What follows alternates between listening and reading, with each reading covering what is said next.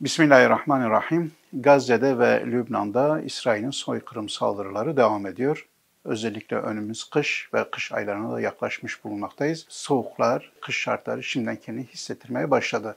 Özellikle Gazze'de 2 milyona yakın kardeşimiz kendi evlerinden edildiler.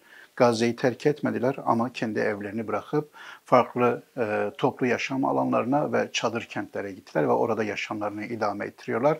Özellikle Lübnan'da da güneyden kuzeye doğru giden 1.500.000'e yakın kardeşimiz var. Bazıları o ülkeyi terk edip farklı ülkelere gittiler ama ülkenin kuzeyine giden kardeşlerimiz de hem toplu yaşam alanlarında hem de çadır kentlerde kendi yaşamlarını sürdürmeye çalışıyorlar. Bizler de Umut Kervanı olarak yaklaşan bu kış şartlarında oradaki kardeşlerimize yardımcı olmak istiyoruz ve onlara yardım elini, umut elimizi uzatmak istiyoruz. Bundan dolayı da hayırseverlerimize burada çağrıda bulunarak kış paketi şeklinde özellikle çadır, yatak, yorgan, yastık ve bununla beraber hayati ve insani yaşam malzemelerini oradaki kardeşlerimize ulaştırmak istiyoruz.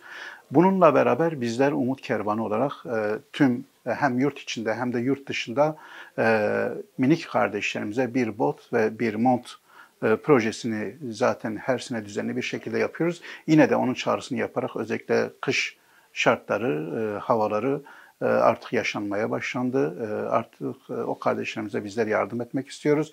Gerek Afganistan olsun, gerek Suriye olsun ve gerekse farklı bu konularda sıkıntı yaşayan İslam coğrafyalarında kardeşlerimize bizler yardımcı olmak istiyoruz.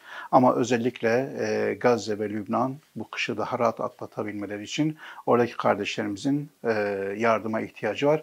Bizler de bu yardım çağrımızı yenileyerek oradaki kardeşlerimize bir an önce kış paketi şeklinde onlara yardımlarımızı ulaştırmak istiyoruz. Bu konuda hayırseverlerimize sesleniyoruz. Hayırseverlerimizin de ecrini Rabbim kat kat versin inşallah.